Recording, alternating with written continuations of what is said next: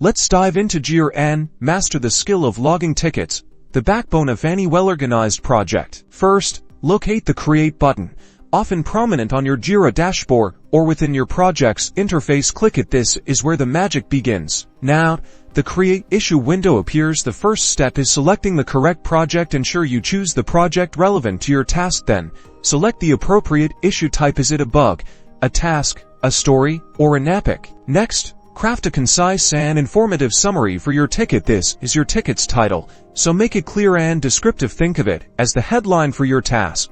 Click into the description field, where you elaborate on the task. Include all the essential details, what needs to be done, relevant background information, and any specific requirements. Thoroughness here saves time later. Crucially, assign the ticket to the responsible team member. Then, set the priority. Is this a critical, high, medium, or low priority task?